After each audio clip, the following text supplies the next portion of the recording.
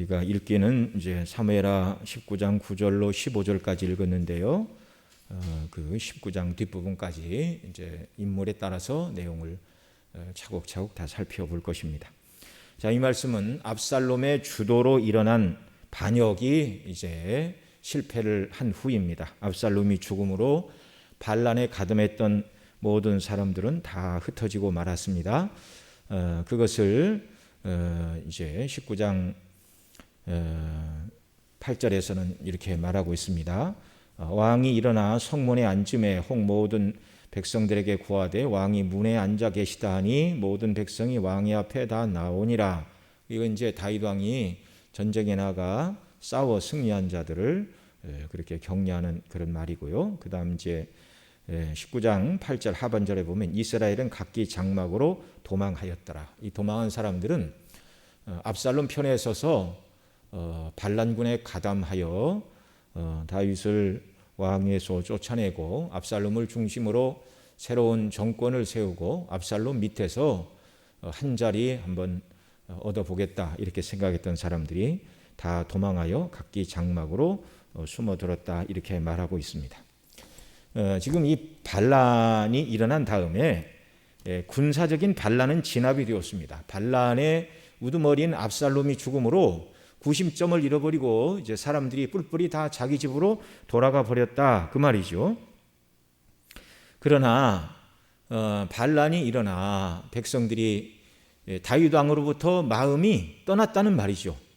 다윗 왕에게서 마음이 떠나지 않으면 절대로 압살롬 편에 가담을 할 수가 없는 것입니다. 그러니까 마음이 다윗 왕에서 떠나서 압살롬의 반란에 가담을 했는데요. 그러니까 단순히 반란의 우두머리인 압살롬이 이제 죽었으니 당연히 다윗이 궁으로 빨리 돌아와야 된다. 모든 백성이 마음을 합쳐야 된다. 이건 또 다른 문제입니다. 왜냐하면 지금 대다수의 수많은 사람들이 다윗이 그렇게 노년에 질병으로 정사를 잘 돌보지 못하자 자기들의 왕됨을 탐탁치 여기지 않아서 압살롬을 지지했던 거 아닙니까? 근데 이제 압살롬은 이제 죽어서 군사적인 반란을 끝났지만 더 중요한 문제는 다시금 백성들의 마음이 다윗에게 향해야 되고 또 궁극적으로는 하나님께서 다윗을 다시금 이스라엘의 왕으로 세우시고 백성들로 하여금 즐거이 다윗 왕을 따르도록 하는 그런 은혜를 주시지 않는다면 왕궁에서 쫓겨나간 이 왕이 이방 나라 같으면 무력으로 반대하는 사람을 다 제거하고 왕 노릇을 할 수 있겠죠. 그러나 하나님의 나라 왕은 있지만 그 왕도 하나님의 종일 뿐입니다. 이런 나라에서 하나님이 기뻐하시는 그런 절차에 따라서 그리고 모든 백성들이 즐거운 마음으로 다시 다윗을 왕으로 추대하는 이런 일이 있지 않으면 내 발로 걸어 나갔지만 걸어 들어올 때는 그렇게 쉽게 다시금 왕궁으로 돌아올 수가 없는 이런 여러 가지 미묘한 정치적인 문제, 백성들과의 그런 마음의 갈등과 같은 문제, 이런 복합적인 여러 요소들이 지금 내재해 있다는 사실입니다. 그래서 지금 일반 백성들은요, 이게 성경이 우리 8절에서는 도망하였다라 그러고 9절에서 이스라엘 모든 지파 백성들이 변론하여 가로되 왕이 우리를 원수의 손에서 구원하여 내셨고 또 우리를 블레셋 사람의 손에서 구원하셨으나 이제 압살롬을 피하여 나라에서 나가셨고 우리가 기름을 부어 우리를 다스리게 한 압살롬은 싸움에서 죽었거늘. 이게 자기들이 지지했던 압살롬이 죽었으니 이제 다윗 왕을 모셔오자라는 얘기를 백성들이 이렇게 하기 시작을 하는데 이것은 압살롬이 죽자 그 이튿날 바로 이런 논의가 시작된 것은 아닙니다. 이 성경이 압살롬이 죽고 백성들이 함께 모여서 왕을 다시금 모셔와야 되지 않겠느냐라는 이런 논의를 한 시점이 반란이 진압되고 압살롬이 죽고 반란에 가담했던 사람들이 다 자기 장막으로 돌아간 지 시간이 얼마나 흘렀더라라는 것을 성경이 말씀하고 있지는 않지만 그러나 즉시 그런 일이 일어난 것은 아니라는 말이죠. 그러니까 반란에 가담했던 사람들이 이제 집에 돌아가서 생각을 정리하고 마음을 정리하는 그런 시간을 가졌겠죠. 정말 다 우리 뜻대로 될 것 같았는데 결국 되지 않았구나.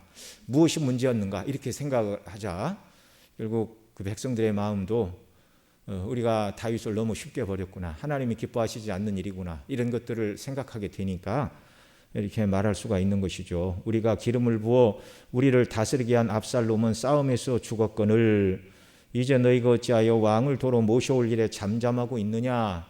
그러니까 백성 중에 일부만 이렇게 말하고 있고 누가 나서서 왜 빨리 왕을 다시금 왕궁으로 돌아오셔서 우리를 다스리게 해야 되지 않겠느냐라는 말을 백성 중에 일부만 이런 말을 하고 있다는 말입니다. 그러니까 군사적인 반란은 진압이 되었지만 심정적으로 그 마음으로 백성들 모두가 다윗이 다시 자기들의 왕이 되어 통치를 해주기를 기뻐하는, 전적으로 기뻐하는 상태는 아니란 말이죠. 모두가 그런 마음이었다면 말씀드린 대로 반란은 일어날 필요가 없었다는 말입니다. 우리가 오늘 9절부터 읽었지만 지난주에 살펴봤던 19장 1절로 8절을 보면 이제 요압이 그렇게 말하죠. 반란의 우두머리인 압살롬이 요압에 의해서 죽고 난 다음에 다윗이 너무너무 슬퍼서 내 아들아 내 아들아 내 아들 압살롬아 압살롬아 내가 죽고 네가 살아야 했을 텐데 이게 무슨 일이냐. 그날에 군사가 2만이나 죽었어요. 그런데 아들이 아버지를 반역하여 반란을 일으켰고 또 아버지라는 사람은 반란의 수괴인 아들이 죽었다고 가슴 아파 목 놓아 운다면 다윗 편에 서서 싸웠던 사람들은 입장이 뭐가 되는 것입니까? 이 도대체 참으로 곤란한 일이에요. 곤란한 일. 너무너무 어려운 일이죠.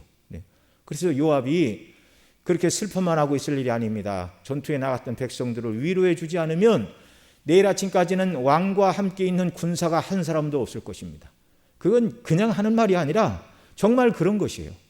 아버지와 아들 사이에 분란이 일어나 아들이 아버지를 배반하고 왕이 되려 하였고 우리가 그 편을 들어주었는데 아들은 죽고 아버지는 죽은 아들을 잊지 못하여 슬퍼하고 있다. 이런 게 양쪽에서 다윗을 위해 싸웠던 사람과 압살롬을 위해 싸웠던 사람들의 입장이 이게 다 정말 아무것도 아닌 이상한 상태가 지금 되고 있다는 말입니다.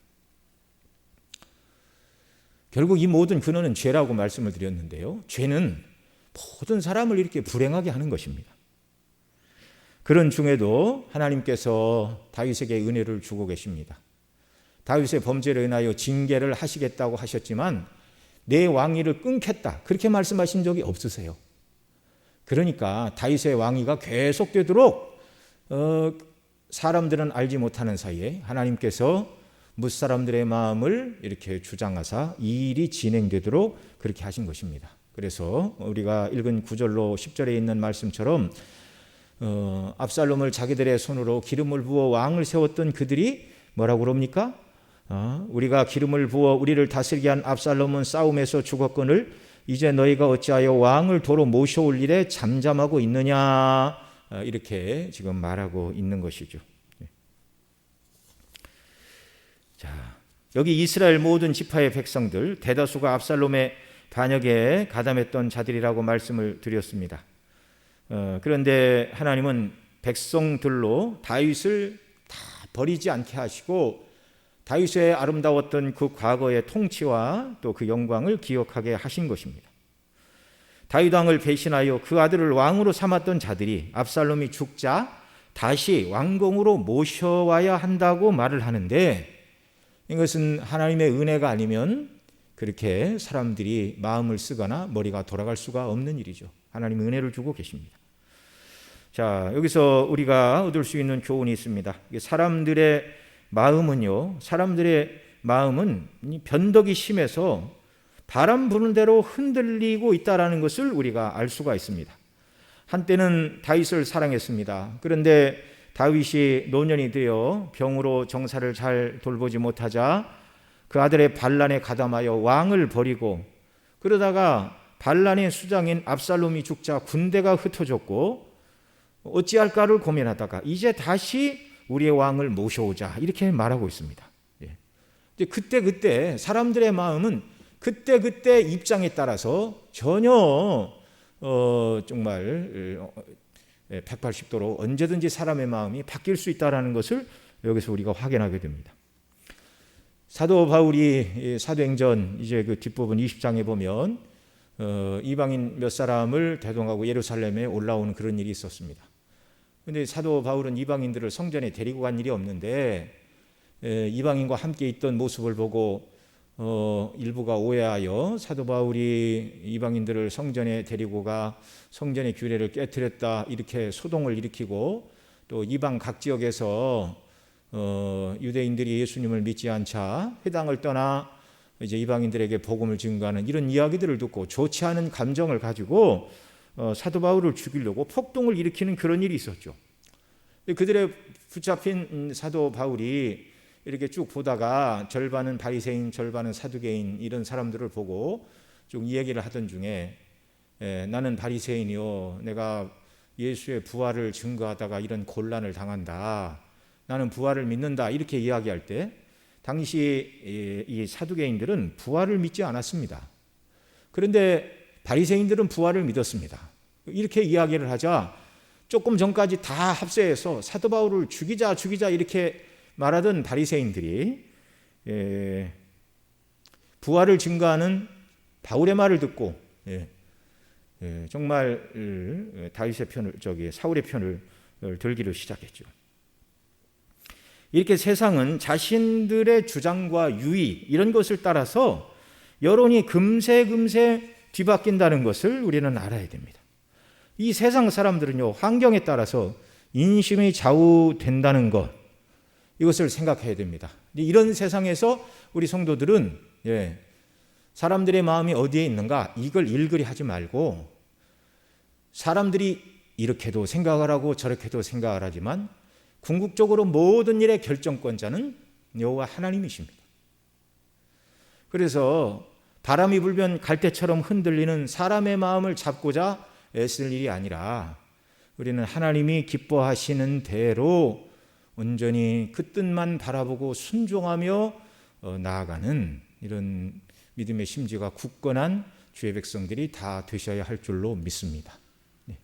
그렇게 나가면 때때로 누가 오해를 좀 할 수도 있고 또 반대를 하는 사람들이 있을 수도 있을지 모르지만 궁극적으로 하나님의 뜻대로 순종하며 나가는 그것만 진리이고 하나님이 그런 사람 붙들어 쓰시고 복을 주시고 모든 환경이 합력하여 선을 이루게 하심을 믿으시기 바랍니다.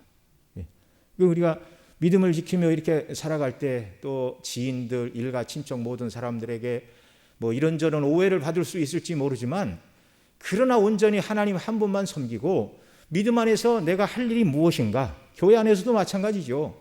교회 안에서도 다른 분들이 나를 좀 오해한다 어쩐다 그거 뭐 일일이 다 해명할 수 있으면 하면 좋겠지만 주님이 기뻐하시는 뜻대로만 순종하며 믿음을 지킬 때 모든 문제의 해결은 하나님께서 은혜 가운데 인도해 준다는 사실을 확실히 믿으시기를 바랍니다. 자, 그 다음에 이제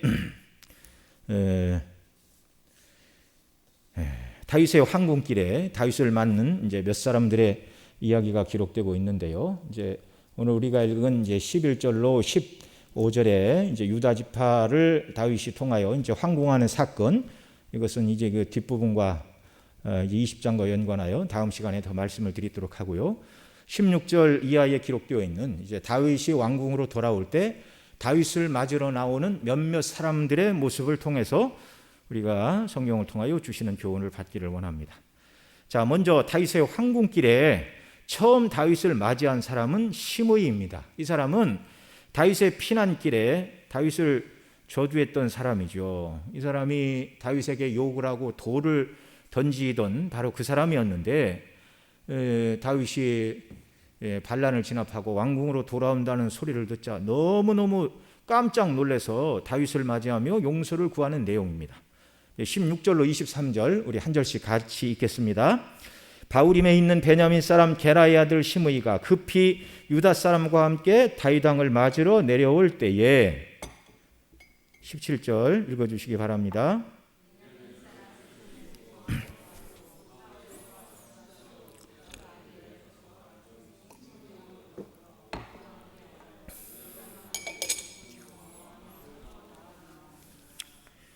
왕의 가족을 건네려 하여 왕이 선히 여기는 대로 쓰게 하려 하여 나룻배가 건너가니 왕이 요단을 건너려 할 때에 게라의 아들 시므이가 왕 앞에 엎드려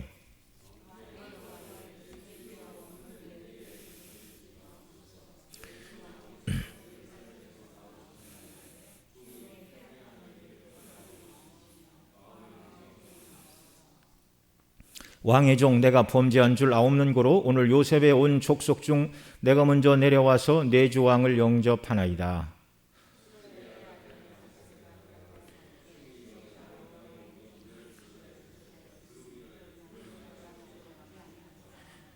다윗이 가로되 수르야의 아들들아 내가 너희와 무슨 상관이 있기로 너희가 오늘 나의 대적이 되느냐. 오늘 어찌하여 이스라엘 가운데서 사람을 죽이겠느냐. 내가 오늘날 이스라엘의 왕이 된 것을 내가 알지 못하리요 하고 함께 읽습니다. 시므이에게 이르되 내가 죽지 아니하리라 하고 저에게 맹세하니라. 아멘. 시므이가 왕 다윗을 저주한 것은 분명한 죄입니다. 21절에 수르야의 아들 아비새가 다윗에게 이렇게 말하죠. 시므이가 여호와의 기름 부으신 자를 저주하였으니 그로 인하여 죽어야 마땅치 아니하니까. 이 아비새의 말이 맞는 것입니다. 죽어 마땅한 죄입니다. 그리고 이 수르야가 다윗을 저주할 때 한 말의 내용이 앞서 반은 맞았고 반은 틀렸다고 말씀을 드렸는데요. 피 흘린 자여 비루한 자여 사울의 집에 피 흘린 자 이렇게 얘기를 했지만 그 다윗이 간음죄와 살인죄를 지은 범죄한 자인 것은 틀림없지만 그러나 사울의 집에 대하여는 그 어떤 피도 흘린 적이 없습니다. 그런데 사실과 다른 내용을 가지고 이 시므이는 하나님께서 기름 부어 세우신 왕을 저주했습니다. 오늘 오전에도 가정의 부모를 치거나 저주하는 자는 사형에 처해야 한다는 두려운 성경의 율례의 말씀을 우리가 살펴보았는데요. 하나님께서 세우신 권위에 도전하는 것을 하나님은 하나님 자신의 권위에 도전하는 것으로 그렇게 여기시는 것이죠. 가정에서는 부모님에게 순종을 해야 하고 그 다음에 나라에서 특별히 신종국가에서 하나님께서 기름 부어 세우신 왕의 권세에 도전하는 이 일은 역시 하나님의 권위를 대적하는 것입니다. 이런 일들은 매우 조심해야 하는 것이죠. 이 시므이는 다윗이 다시 돌아올 줄은 전혀 생각하지 않고 다윗을 저주하고 욕하며 돌을 던지던 자였습니다. 그러다 다윗이 돌아오자 어쩔 줄 모르고 당황하여 다윗 앞에 엎드리고 이렇게 목숨을 구걸하고 있는 것이죠. 잠언 14장 19절에서 이렇게 말씀하십니다. 악인은 선인에게 엎드러지고 불의자는 의인의 문에 엎드리느니라. 네, 우리 한번 같이 더 읽겠습니다. 시작. 악인은 선인 앞에 엎드리고 불의자는 악인의 문에 엎드리느니라. 한때 악인이 세력을 얻어서 의인을 핍박하고 왕성한 것 같아도 결국 악인은 망하게 되고 의인의 그 억울함은 하나님께서 풀어주신다는 사실을 분명히 우리가 여기서 보게 됩니다. 한때는 다윗을 저주하고 돌을 던지던 자가 다윗의 앞에 엎드려 목숨을 구하는 것은 이 잠언 14장 19절 말씀에 기록된 대로 악인은 선인 앞에 엎드리고 불의자는 의인의 문에 엎드리느니라는 이 말이 이제 그대로 성취가 된 것이죠. 때로 우리가 믿음을 지키며 나아갈 때 누가 무슨 소리를 한다 할지라도 거기에 깊이 반응하거나 마음을 쓸 필요가 없습니다. 때가 되면 하나님께서 은혜로 그 모든 문제를 다 해결해 주시는 것이죠. 자, 이렇게 목숨을 구걸하는 시므이를 다윗은 용서해 주었습니다. 이렇게 함을 통하여 압살롬의 반란에 가담한 일반 백성들에게도 여러분들도 어떤 해를 받지 않게 될 것이라는 그런 메시지를 지금 전달하는 것이죠. 왕에게 죄를 지은 사람을 심한 죄를 지은 사람에게 벌을 내리지 않고 용서하는 이 일을 통하여 그저 멋모르고 단순히 가담했던 모든 자들도 죄에 대한 책임을 묻지 않겠다라는 그런 메시지가 백성들에게 증거가 되고 있는 것입니다. 그래서 백성들을 안심을 시키고 일반 백성들로 하여금 다시금 다윗에게 마음이 돌아오도록 하는 그런 일을 하고 있는 것이죠. 큰 죄가 아니요 용서를 구하는 죄를 용납하고 백성들을 품어주고 받아주는 것은 이게 왕의 품격에 걸맞는 일이라 하겠습니다. 여러분, 다윗이 왜 이렇게 해야 되는가? 그가 지은 죄, 간음죄와 살인죄로 말미암아 이 모든 일이 발단했죠. 하나님이 징계를 하셨지만 다윗의 죄를 사해 주셨습니다. 용서받은 다윗입니다. 이걸 생각하면 다윗이 하나님의 긍휼을 입었으니 자기에게 죄를 짓고 용서해달라고 간구하는 사람에게 긍휼을 베푸는 것은 은혜 받은 자로서 은혜를 베푸는 삶, 긍휼을 입은 자로서 긍휼을 베푸는 것은 지극히 정상적이고도 아름다운 신앙의 모습이라는 말입니다. 자, 그 다음 이제 두 번째 다윗의 황궁길에 다윗의 앞에 나온 사람이 있는데요. 이 사람이 누구냐면 시바입니다. 이 사람은 무비보셋의 종이었는데 그 주인 무비보셋을 주인에게 참소하고 다윗에게 아첨하여 주인의 밭을 가로챘던 그 인물입니다. 이 사람이 이제 17절에 등장을 하는데 우리 본문 17절 같이 읽습니다. 베냐민 사람 1,000명이 저와 함께하고 사울의 사환 시바도 그 아들 15과 종 20명으로 더불어 저와 함께하여 요단강을 밟고 건너 왕 앞으로 나아오니라 이렇게 말하고 있습니다. 그래서 요단을 건너 마하나임으로 다윗이 피난을 갈 때 왜 무비보셋은 오지 않았느냐 이렇게 물을 때 우리 주인은 좋아하고 있습니다. 반란이 일어나자 백성들이 이 나라를 내게 돌릴 것이다. 다윗이 조금만 생각을 해도 터무니없는 말이죠. 압살롬이 반역을 일으켰는데 압살롬이 반역을 일으킨 다음에 그 나라를 무비보셋에게 갖다 줄 리가 있나요? 그런데 당장 무비보셋을 불러서 물어볼 수 없는 형편이 되니까 다윗 왕이 내 주인의 재산이 네 것이다 그렇게 말을 했었죠. 이 피난길에 다윗은 송사의 양편의 말을 다 들어보지 않아서 시바의 아첨이 통하였고 주인의 밭을 다 가로챘다고 생각을 했겠지만 그러나 이 시바가 다윗이 다시 돌아오게 될 것이라는 것은 깊이 생각하지 않았던 것으로 보여집니다. 다윗이 다시 돌아오게 되는 날 자신의 거짓말이 탈로 날 것이라는 것은 너무나 뻔한 일인데 이렇게 이 시바는요 어떤 환경과 기회가 오면 그 순간에 모든 것을 다 거는 사람이에요. 기회에다가 불의한 방법으로 성공하는 것 같지만 결국 그 불의한 방법으로 자기가 유익을 취했던 것은 오래가지 않는다는 사실을 우리가 분명히 기억을 해야 됩니다. 잠언 12장 19절에서는 이렇게 말합니다. 같이 읽습니다. 진실한 입술은 영원히 보존되거니와 거짓 혀는 눈 깜짝일 동안만 있을 뿐이니라. 이 말이 바로 이 무비보셋의 종이었던 시바에게 딱 맞는 말이었어요. 진실한 입술은 영원히 보존되거니와 진리는 변하지 않거든요. 사실은 변하지 않거든요. 그러니까 진실한 입술은 영원히 보존되지만 거짓된 혀는 눈 깜짝일 동안만 있을 뿐이니라.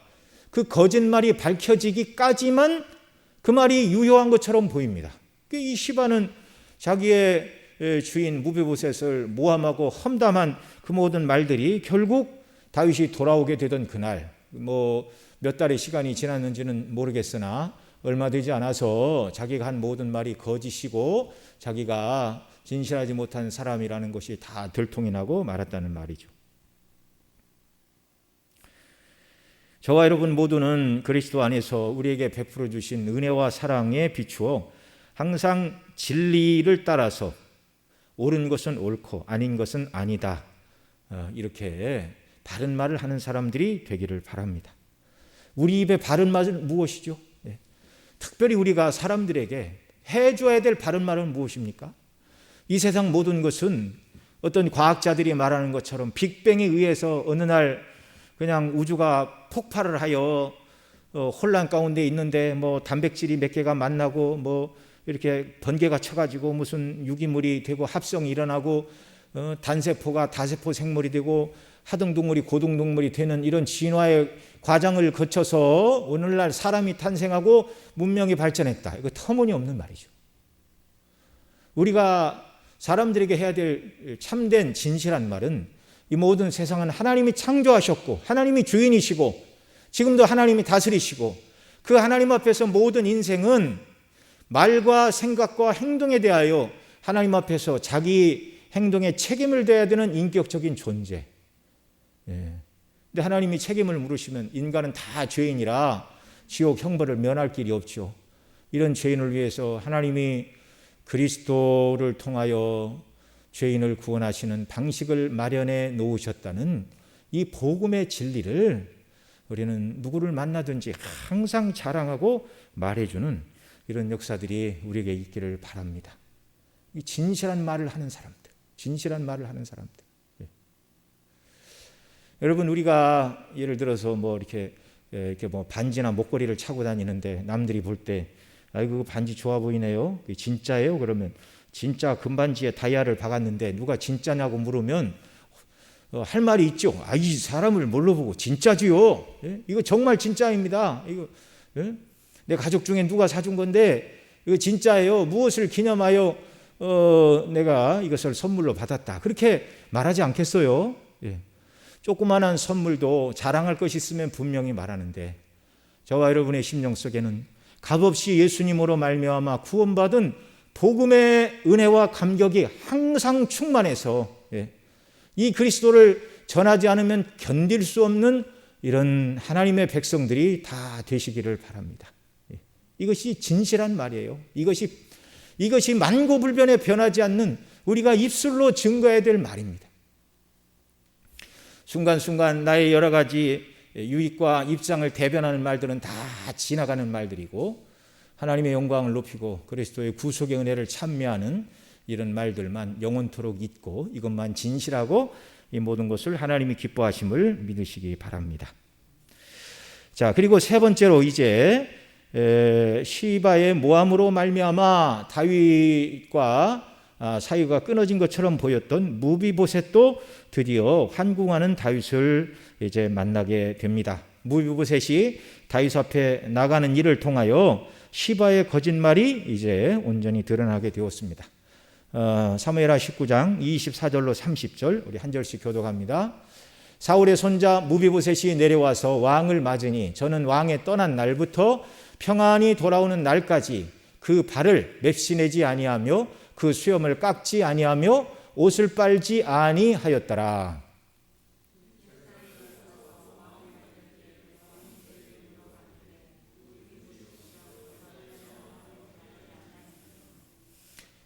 대답하되 내 주 왕이여 왕의 종 나는 절뚝발임으로 내 나귀의 안장을 지워 타고 왕과 함께 가려 하였더니 나의 종이 나를 속이고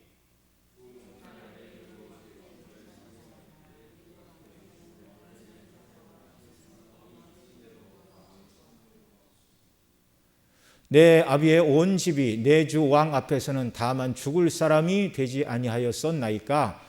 그러나 종을 왕의 상에서 음식 먹는 자 가운데 두셨사오니 내게 오히려 무슨 오름이 있어서 다시 왕께 부르짖을 수 있사오리이까.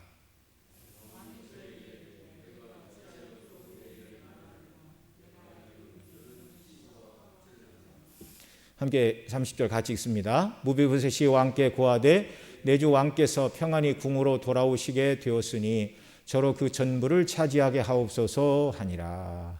아멘. 이 무비보셋이 다윗을 만난 다음에 그 시바가 모함한 그 모함이 거짓이었다는 것이 밝혀지고 그가 다윗이 떠난 다음에 왕궁으로 다시 돌아오기까지 그가 면도를 하지 않았습니다. 그래서 덥수룩한 그 이스라엘 백성들이 슬픔을 표시하는 방법이었죠. 그래서 이게 내 증거입니다. 이 덥수룩한 내 수염이 내 증거입니다. 왕이 피난길에 있어서 내가 얼굴을 단장하지 않고 면도도 하지 않고 왕이 돌아오시기를 기다리고 있었습니다. 그래서 밭을 다시 나누라 그렇게 말하지만 나는 밭 같은 거 필요 없는 사람입니다. 왕이 나에게 베풀어 주신 은혜만으로 충분한데 그것은 시바가 다 가지게 하시고 나는 왕 한 분이면 충분합니다. 이렇게 지금 무비보셋이 고백을 하고 있습니다. 인간적으로 생각하면 이 무비보셋이 왜 그렇게 말해? 저 시바를 버려주고 내 밭을 시바에게는 하나도 줄 수 없다 이렇게 말해야지. 저게 좀 왜 저렇게 억울한 누명을 쓰고도 밭은 시바에게 다 주라고 말을 하는가? 여러분 무비보셋의 말이 좀 답답하게 느껴집니까? 아니면 무비보셋이 나는 왕 한 분만으로도 충분하다고 말하는 것이 여러분 마음에 흡족하게 느껴지십니까?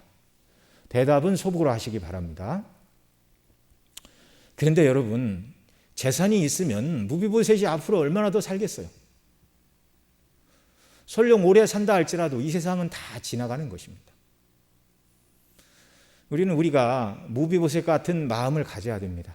이 세상 모든 것은 세상 사람들이 다 가져도 좋습니다. 그들에게 다 주셔도 좋은데 무비보셋처럼 나는 왕이 왕궁으로 돌아오는 것, 그거 하나만으로 족합니다. 나는 우리 주 예수 그리스도의 구원만으로 만족하고 주님이 저에게 미소 지으시고 영원토록 천국에서 주님과 함께 거할 이 영생의 복을 받은 것, 이거 하나만으로 저는 만족합니다라고 주님 앞에 고백할 수 있는 저와 여러분 모두가 되시기를 축복합니다.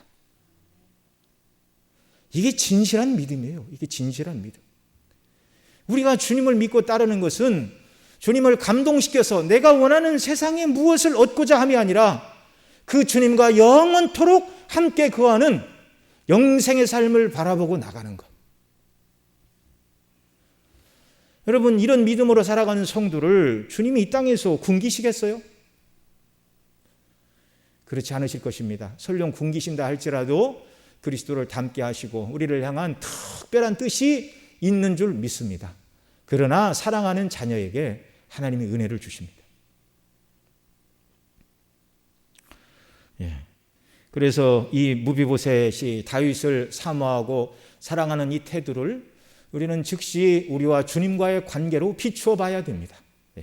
무비보셋이 은혜를 입은 다윗을 그렇게 염려하고 사랑하고 근심하고 다시 평안히 돌아오기를 염려했던 것처럼 우리가 주님의 몸된 교회가 견고히 서고 복음의 영광이 증거되고 그리스도의 이름과 하나님의 이름의 영광이 높아지는 그 일들을 위해서 우리가 마음을 쓰고 기도하고 염려하고 근심한다면 얼마나 하나님께서 우리를 보실 때 기뻐하시겠습니까?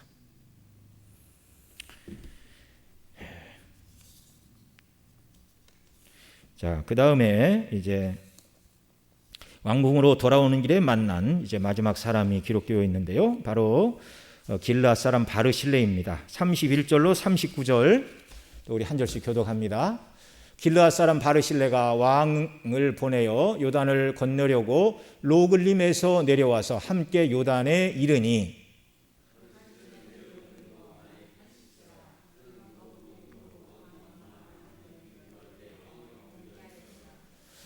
왕이 바르실레에게 이르되 너는 나와 함께 건너가자. 예루살렘에서 내가 너를 공궤하리라.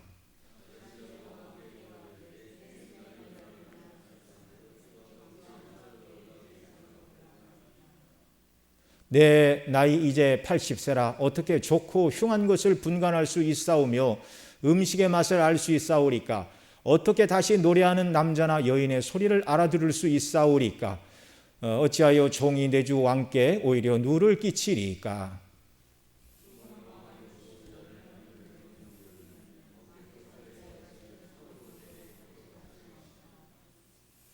청컨대 종을 돌려 보내옵소서. 내가 내 본성 부모의 묘 곁에서 죽으려 하나이다. 그러나 왕의 종 김함이 여기 있사오니 청컨대 저로 내 주 왕과 함께 건너가게 하옵시고 왕의 처분대로 저에게 베푸소서.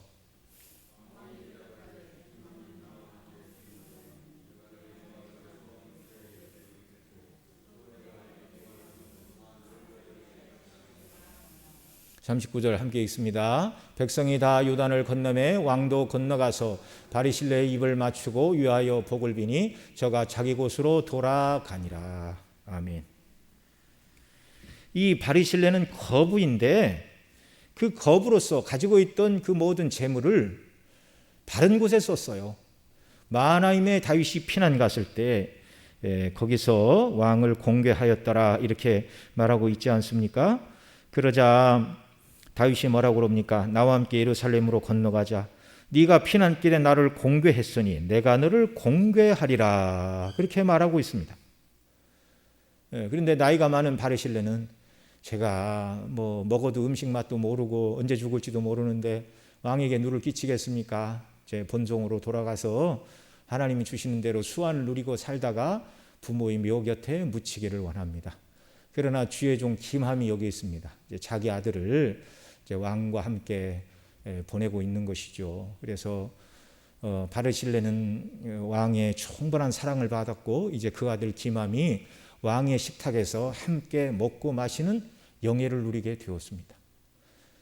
다윗에게 충성을 다하자 바르실레는 다윗의 사랑과 존중을 입었을 뿐만 아니라 그의 아들들도 계속해서 다윗의 왕에서 먹고 마시며 또 하나님이 기뻐하시는 왕국인 이스라엘의 나라에서 이렇게 하나님을 섬기는 관리로 봉사하는 그런 은혜를 누렸던 것이죠. 자, 네가 나를 공개했으니 다윗은 33절에서 이제 내가 너를 공개함으로 갚아주겠다. 예, 갚아주겠다. 예. 예, 정말 값없이 헌신하고 충성한 일에 대하여 넘치도록 되갚아주는 그런 은혜를 바르실레가 그의 이제 김함 아들을 통해 계속 받게 되는데요. 예. 이것도 그리스도 안에서 충성을 다하는 자들에게 그들과 그들의 자녀 손들에게 복의 복을 더하여 주시는 하나님의 은혜를 비유적으로 나타내고 있는 말씀들입니다. 우리는 다윗의 황금길에 만난 네 사람을 살펴봤습니다. 첫 번째 사람 시므이와 두 번째 사람 시바는 악한 말로 저주하고 거짓말로 주인을 모함하였다가 이제 그나마 다윗에게 용서를 받고 있는 그런 장면이죠. 자, 다윗이 이런 사람들을 용서해 주는 이유가 무엇이라고요? 자기의 간음죄와 살인죄로 이 모든 징계가 시작되었는데 그 모든 징계에도 불구하고 하나님이 긍휼을 베풀어 주셨음을 깨닫게 되고 긍휼을 받았으니 나에게 악을 행하고 거짓을 말한 자라 할지라도 다윗이 그들을 엄하게 처벌하지 않고 긍휼과 사랑으로 대하고 있다라는 것. 여러분, 우리가 세상 가운데 살아갈 때 마찬가지입니다. 저와 여러분의 얼굴에는 저와 여러분을 아는 사람 모두는요, 저 사람 중심교회 성도야 이름표가 붙어 있는 줄 여러분 기억하시기 바랍니다. 제가 이렇게 사무실에 있을 때 날이 더워서 이렇게 반바지를 입고 있다가도 어디 슈퍼 가려고 그러면 바지 입고 와이셔츠에 넥타이 메고 그러고 갑니다. 반바지 입고 그냥 막 그러고 가도 뭐라고 하겠어요. 그런데 아우 저 중심교회 목사님이 저러고 다니네. 그러면 그게 뭐 그렇게 크게 흉이 되는 게 아니지만 겉모습도 이렇게 신경을 쓴다면 우리의 말과 그 모든 행동에 있어서 정말 우리의 말 한마디에 정말 얼마나 많은 사람들이 우리의 위로의 말을 통하여 사람들이 힘을 얻고 또 우리가 나를 주장하는 말을 통하여 사람들이 시험을 받을 수도 있다는 이 사실을 우리가 항상 생각을 하고 살아야 됩니다. 그리스도인은 항상 외길을 정말 외주를 걷는 사람처럼 그렇게 자기를 이해하고 살아야 돼요. 조금만 좌로나 우로나 치우치게 되면 떨어지게 된다는 것을 알아야 되고 정로에서 벗어나지 않도록 그렇게 하려면 믿음 안에 서 있어야 되고 성령의 인도하심을 받아야 되겠죠. 이런 일이 있기를 바라고요. 여러분, 우리가 하나님께 용서를 받았으니 용서를 실천하는 사람들로 하나님 앞에서 서야 됩니다. 마태복음 18장에 보면 1만 달란트 빚진 종을 왕이 탕감해 주었어요. 그런데 이 사람이 왕한테 1만 달란트 탕감을 받고 나갔더니 자기 동관, 자기에게 100다네리온 빌려가고 갚지 않은 것이 생각이 났는데 이 사람을 갚도록 감옥에 가두었습니다. 이건 은혜를 망각한 행동이죠. 이런 무자비한 종과 같이 저와 여러분은 살아서는 안 되는 것입니다. 그래서 어디 시장을 가서 물건을 살 때도 그렇게 막 많이 깎지 그러지 말고 정말 그리스도인으로서 사랑을 행하고 덕을 베풀고 또 남을 용서하고 이해해 주는 이런 그리스도께서 우리에게 품어주신 은혜와 사랑, 꼭 그렇게 까탈스럽게 하나부터 둘까지 다 따지지 말고 은혜와 사랑 가운데서 행하는 이런 지혜도 우리에게 있기를 바랍니다. 정말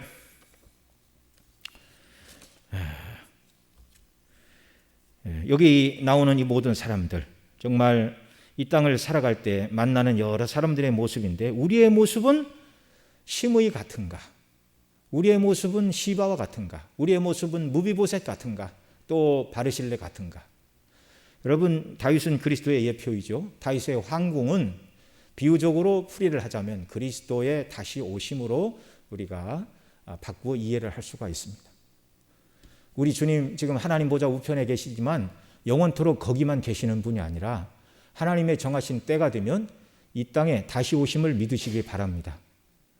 그러면 이 땅에 존재했던 모든 사람들이 그분 앞에 다 서야 돼요. 선악간에. 물론 예수님 믿는 저와 여러분은 심판의 보좌에 서는 것은 아닙니다. 불신자들, 예수님 믿지 않는 자들은 불신의 보좌에 서지만 믿는 저와 여러분은 상급을 받기 위하여 그리스도의 심판대 앞에 우리가 서게 된다는 말이죠. 그날 주 앞에 저와 여러분은 정말 이렇게 시므이와 시바와 같이 부끄러워서 얼굴을 들 수 없는 사람들이 아니라 정말 비록 오해는 받았지만 무비보셋처럼 끝까지 믿음을 지키고 충성을 다하는 사람으로 주님 앞에서 저와 여러분 모두가 발견되는 이런 역사가 있기를 바랍니다. 그리고 바르실레처럼 정말 자기가 가진 모든 것을 가지고 힘을 다하여 주님을 섬기는 것. 여러분, 주님은 우리 눈에 보이지 않으시죠. 그런데 주님이 뭐라고 그러십니까? 핍박자 사울을 향하여 훗날 사도가 되었는데 사울아 사울아 내가 어찌하여 나를 핍박하느냐. 그런데 그 사울은 예수님을 만난 적도 없어요. 주님의 교회를 핍박하실 때 주님은 네가 어찌하여 나를 핍박하느냐 이렇게 물으셨죠. 그러니까 교회 하는 일을 주님은 자기에게 하신 일로 받아주십니다. 왜 그래요? 교회의 머리는 그리스도시요 교회는 그리스도의 몸이기 때문입니다. 그리스도는 교회의 남편이 되시고 교회는 남편 되신 그리스도의 신부이기 때문에 교회를 바르게 섬기는 그 모든 것을 주님은 자기 자신에게 한 것으로 여겨주시는 것이죠. 우리가 주님을 바르게 섬기는 것, 그것은 곧 주님의 몸된 교회를 복되게 섬기고 그분의 말씀에 따라 순종하며 살아가는 것을 말하는데, 여러분, 우리가 이렇게 살아갈 때 우리 주님 기뻐하시고 정말 무비보셋처럼 억울한 일이 있음에도 불구하고 끝까지 참고 믿음을 지킬 때 다윗은 다 알아주지 못했지만 주님은 다 아십니다.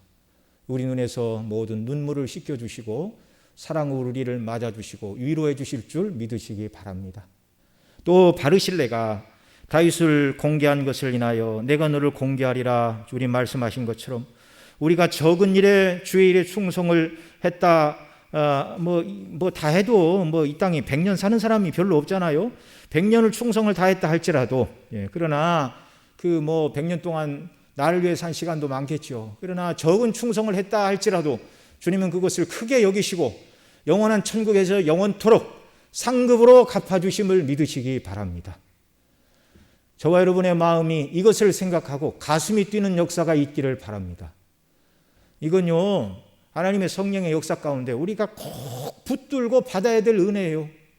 학생들은 자기가 원하는 대학에 합격을 했다 그러면 합격할 수 있는 길이 있다 그러면 마음이 뛰겠죠. 학교를 졸업한 사람은 자기가 원하는 직장이든지 사업이든지 원하는 일을 하겠다 그러면 마음이 뛰겠죠. 또 여러 가지 자기 마음에 드는 사람을 만나 결혼을 하겠다 그러면 마음에 뛸 것이고, 또 원하던 집이나 자동차를 장만하면 또 마음이 뛸 것입니다. 그러나 다 지나가는 거예요. 그 모든 것들. 저와 여러분은 주님이 우리를 구원하신 그 놀라운 사랑과 구속의 은혜를 인하여 마음이 뛰어야 되고, 주님을 위해 부족하지만 힘을 다해 섬긴 믿음의 삶을 주님이 보고 계시고, 주님 만나는 날 주께서 우리를 칭찬하시고 인정하시고 받아주시고 영원한 상급으로 갚아주시고 나와 함께 아버지 집에서 천국에서 영원히 거하자. 그리고 주님이 우리를 사랑하시고 품어주실 줄 믿습니다. 이 산소망을 따라 우리의 육체의 남은 때를 살아가는 복된 주의 백성들 다 되시기를 바랍니다. 기도하시겠습니다. 사랑하시는 아버지 하나님, 우리가 다윗이 환궁하는 이 사건을 통하여 다윗이 만났던 사람들을 통하여 우리가 교훈을 얻습니다.